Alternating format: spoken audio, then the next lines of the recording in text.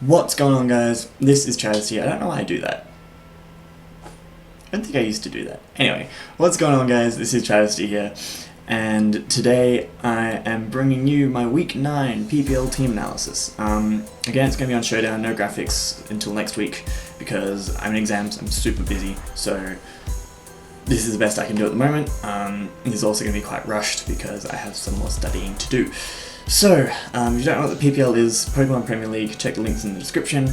Also check out the links to my opponent for this week, which is Amazing Chi, or Charlie, who coaches the NewCrustle United. There's no MVP because people haven't updated their tabs and stuff. To people who are watching this haven't updated their tabs, do it.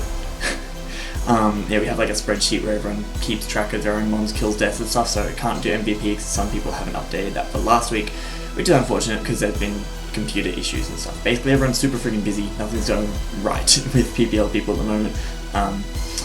Like we're all really having to work hard to keep this going.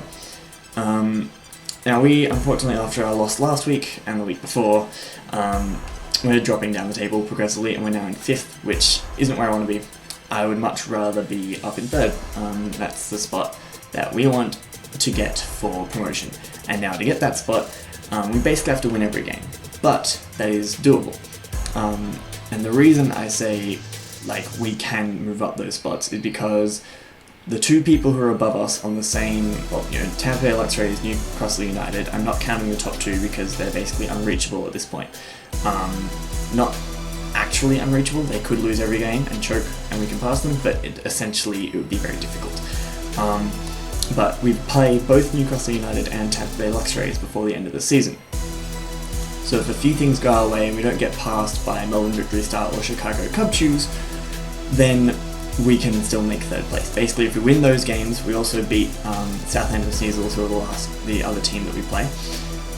If we win all those 3 games and have enough differentials so that we don't get caught by the Chicago Cub Chews or Melbourne Victory Star, then we're in 3rd, and that's all fine and dandy. We would also have to beat Chi by enough to get over his differential, but that he's only 3 ahead of us, so all we need is a 2-0 and we pass him. So that's it for the league table. So I will be getting into the team that I brought to play NewCrustle United, Charlie, etc. this week. And the team that he can be bringing is just popped up on screen. It's Mega Venusaur, Zapdos, Empoleon, Crocodile, Mesprit, Regirock, Haxorus, Smithmagus, Slurpuff. He didn't used to have Slurpuff, he picked it up specifically to take me on, which I'm starting to get really not annoyed with. It's just frustrating every time I'm like, oh my god, this team doesn't have a fairy, I can destroy them, and then they pick up a fairy, and I'm like, oh, no, my hopes and dreams. So yeah, because that happened against both Paul and Charlie, and they've both done it like the week before I played them, picked up a fairy specifically for this matchup, and I'm like, oh, so sad. Anyway, into the team I am bringing, first off, as always, Mega Sableye. I have brought this thing to every match. I will probably continue to bring this thing to every match because it's just good. Not as good as I wanted it to be. I'll get into that. I'll do like a season recap at the end of the season. I'll talk about performance of every mon and stuff, but it's just a very solid mon to have. Knockoff, because knocking off this is actually Prankster during the battle, by the way. I had it Keen Eye because I originally had it Sableye Mega, and then to get a Gen Anyway, it doesn't really matter. So knockoff, because knocking off items is fun. I was tossing up between knockoff and foul play. Because foul play means Haxorus can't set up. If Crocodile gets a +1, I can do good damage to it, that kind of thing. But knockoff is good just for those things that you can't control in a league match. So people bringing weird berries, people bringing an Assault Vest mon you didn't expect, people bringing a Choice Scarf mon you didn't expect. For all of those things, it's good to have knockoff. Just, you know, if they're trying to switch something in, it's always really good to A, scout sets, and B, just get rid of items. Lefties on a lot of things, a lot of cheese walls don't have reliable recovery, so looking at Empoleon, Regirock, Slurpuff gets Wish, I think, but Mismagius isn't really a wall. Mesprit doesn't get recovery. Crocodile, if it's bulky with Intimidate, doesn't get recovery, that kind of thing. So a lot of things on his team where if I can knock off their leftovers, they're their only form of recovery gone. Apart from Wish Passing, but that's really difficult to pull off. So I want to knock off for that. I have Will-O-Wisp for a similar reason, to wear down a lot of his walls, particularly things like Mega Venusaur. It's also nice if I can burn some of his physical threats, it means other things on my team can handle them quite well. Other than that, I have Sucker Punch because I believe it OHKOs Mismagius after rocks. It also OHKO Delphox after rocks, but then he dropped that. So yeah, I built this team before the transfer and left some things the same. Sucker Punch is still good for Mesprit and Mismagius. The EV spread is enough special defense so I can live a modest Dazzling Gleam from either Mesprit or Mismagius, which are his main types of fairy coverage outside of Slurpuff. I can't, no matter what I do with my EVs, I can't take on a Slurpuff, because he can, if he just runs max attack or max special attack, he can just do too much damage.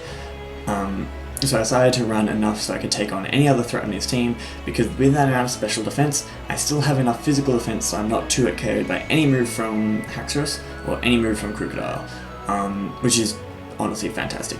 It also actually walls Mega Venusaur. His best hope is to go for Sludge Bomb poisons, and honestly I'm not too worried about that because of another couple of mons that I'll be talking about. Then I have Impish Nature because I've got 2 physical attacks. No point going minus speed. Didn't need either speed or special attack, so yeah, I could have just run 0 IVs and those not really made a difference. So anyway, that is Save Life this week. Togekiss is the next one I am bringing with Toxic, Dazzling Gleam, Roost and Heal Bell. Mostly physically defensive. With this investment, it is not too KO'd by a Poison Jab from Jolly Haxorus, which he will probably bring because of Scarf Darmanitan, Scarf Celebi, that kind of, well, Celebi without speed anyway. Darmanitan, and I think he can be Adamant and still outspeed base 80s. I'm not sure. Also can take any hit from any 2 hits from Crocodile, even like a Rock Slide. Not if it's Bandit, but it can take a Choice Scarf Rock Slide, for example. And then the rest of the special attack is to guarantee OHKOs on those 2 mons. This is my main answer to both of those. I have Toxic to try and catch Zapdos on the switch-in, Super Luck instead of Serene Grace because I don't need Serene Grace, nothing benefits from it, Heal Bell or Scald Burns or Poisons on Sableye, and that's basically it. Just mini perk, physically defensive Togekiss. Next Blood, this is one of my win conditions this week. It absolutely tears through his team. He has no switch-ins to this Nidoqueen set because I was looking at it, and the things he could switch in are Mega Venusaur, which still deals with it okay. AV Mesprit and AV Mismagius are probably the 3 best answers someone could think of for Nidoqueen because not hit by Earth Power, not hit super effectively by Sludge Wave, and not hit super effectively by common Bolt Beam coverage, that kind of thing. And Mesprit in particular has good enough natural bulk to do that role. But with Crunch, and with a tiny little bit of attack investment that I have, that's enough to 2-hit KO a bulky Mesprit, and do shit tons of damage to Mismagius. Ice Beam hits Zapdos, hits Haxorus, read the wrong thing there, and Unmegaed Venusaur. So if Venusaur is your switch in, but it hasn't Mega Evolved yet, I can hit up with an Ice Beam and do huge damage. I think at that point Sludge Wave is enough to take it out as well. Sludge Wave is a roll to 2-hit KO Venusaur, I believe, with no Rocks up, no burn, anything. So if I can get a burn, if I can get Rocks, then Sludge Wave will 2-hit KO Venusaur as well. Earth Power destroys Empoleon's life. Ice Beam hits Crocodile. Regirock dies to Earth Power. Like, it doesn't die, but like pretty much everything on his team is 2-hit KO by this thing. So it's important to have Nidoqueen around just to destroy as much as I can, as it usually does. I have enough speed to outspeed Timid or Jolly Slurpuff, I believe, because I need to be outspeeding that thing no matter what in case I have Psychic, and I can OHKO with Sludge Wave. I believe even if he's Kebia Berry, I will just check the calc now, but I believe even Kebia Berry is a chance to die from this thing. I don't know why I'm running the calc now, I shouldn't be, but so if he's like max HP Kebia Berry, I'm pretty sure that still dies, which is pretty sweet. So we need a Queen, common set. Okay, so it doesn't die, but it does take a lot of damage. Sludge Bomb, Sludge Wave. Yeah, so if he's max HP, Kebia Berry, Sludge Wave does a minimum of 70%. So I'm not too worried about that because Psychic does about the same amount. I have minus defense nature, so I can take Psychics and Dazzling Gleams from Slurpuff better. It means I can't take hits from like Haxorus as well, but I'm not going to take an EQ from Haxorus anyway, or Crocodile or something like that. Also means I can take, this would be a good switch into a Sludge Bomb from Venusaur, so I can chew that. And yeah, That is Nidoqueen's role this week. Next one I'm bringing is Choice Scarf Darmanitan. So speaking of ones that run through his team, Mega Venusaur is 2-hit KO by an Adamant Flare Blitz, no matter what. Zapdos is 2-hit KO by an Adamant Flare Blitz. Empoleon is close to Oko by Adamant Flare Blitz. Crocodile can take, I believe, 2 Flare Blitzes if it's fully physically defensive and Intimidate, but also takes huge damage from a Superpower, huge damage from a U-turn. It can also get hit by a Will-O-Wisp on the switch, basically neutering it. Back to his team, Mesprit dies to Flare Blitz, Regirock dies to Superpower. Regirock is the only thing that doesn't 2-hit KO. If he's physically defensive Regirock, and Banded Adamant Darmanitan doesn't 2-hit KO it. But it has like no recovery, and I have lots of things to do with Regirock, so I'm not too worried about it. Haxorus can take Flare Blitzes if it's like fully bulky defensive, but I don't really see that being a thing. If it's just standard max attack, max speed, then Flare Blitz will 2-hit KO. This Magius dies to a Flare Blitz. Slurpuff dies to a Flare Blitz. I bring this thing in whenever I feel like killing something and click Flare Blitz and something dies. Yay. Next one I'm bringing, this is a set that I didn't have until I picked up Slurpuff. And then looking at it, I decided I actually needed this thing. So I have a Focus Sash Cobalion with Close Combat, Stealth Rock, Metal Burst, and Roar. Max HP, a little bit of attack, and enough speed to outspeed his entire team. So Cobalion, his fastest mon is base 105 with Miss Magius. Cobalion base 108, outspeed that, which is just lovely. So it means I outspeed everything except Scarfers and anything that sets up. Now Metal Burst, I found out while getting my team genned, actually doesn't have negative priority, which is annoying because it means that unless something is set up or is scarfed, then Metal Burst won't work. But mainly the things I'd be worried about are Unburden, Slurpuff, Scarf, Krook, or DD Haxorus. So those are the main things I'm going to be burning my Focus Sash for. Stealth Rocks, in case there's a point in the game where I can predict a switch and get rocks up, they're not essential against his team, but it's nice to wear down everything and do good damage to Zapdos, which is a bit of a pain in my ass. He doesn't have a rock resist outside of his Empoleon and Crocodile, so everything else will be getting 12% a turn, which is nice.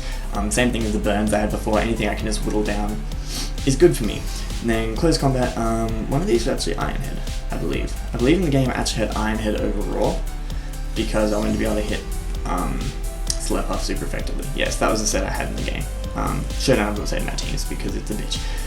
So yeah, Close Combat hits Empoleon for good damage. He hits everything for just like solid damage except Mega Venusaur, which even if I run like Adamant Zen Headbutt, it doesn't 2-KO, so no point in running that. Last mon is Culber Berry Celebi with a lot of speed, a lot of special attack, and a little bit of defense. I didn't mention on Darmanitan actually, even Adamant, this would outspeed base 80s. So I outspeed Mega Venusaur, for example. I outspeed anything that he has sped crept to base 80, because this outspeeds base 80s by 2 points. So like, if he brings Scarf Crocodile, for example, then he would probably run it to outspeed something like Togekiss by 1 point. I can bring in Darmanitan, which will outspeed that by 1 point, because I outspeed by 2, etc, etc. So, back to Celebi. I believe, yeah, this is to outspeed... I can't remember what this is to outspeed actually. I believe it's to outspeed Adamant Haxorus, I think. I'm not sure. That makes sense. Let's go with Adamant Haxorus, shall we? Dazzling Gleam does really good damage to Haxorus. That's mainly what that's there for. It also will hit Crocodile if you decide to switch that in, but I have Energy Ball with Crocodile, which is a guaranteed Oko, no matter what, so I don't need to worry about it. I can just click Energy Ball if Crocodile comes in. I have my Colberry, he can't Pursuit Trap me, even if he's Scarfed. Knockoff's not doing too much because of my Colberry. Energy Ball will Oko that thing. So this is my main way of just getting rid of Crocodile, just getting it out of my face. I then have Psychic because it does a huge amount to Mega Venusaur.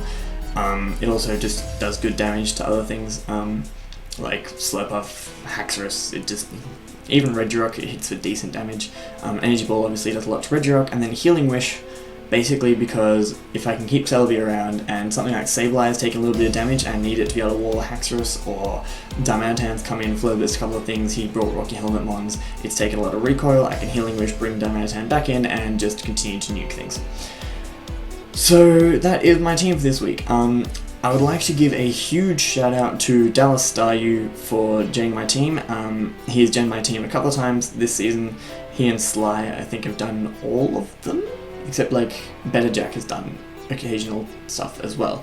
Yeah, I'd like to give a huge shout out to him because he's basically just said anytime I need something gen, I can go to him. So I'll leave his Twitter link and channel link down in the description, and I want you to go check him out as well. Because that's a huge weight off my shoulders, because like every week everyone in the PPL is going, I need someone to gen my team, and so having someone just say, look, I'll do it for you anytime you need it, is a huge relief. So yeah, thank you. I believe that's everything covered. So I hope you did enjoy. I hope you're looking forward to the match, because this is starting to get down to the really intense part of the season. So all these games actually really matter. So yeah, I hope you did enjoy, and I will see you in my next upload. Again, why do I do that? I don't know.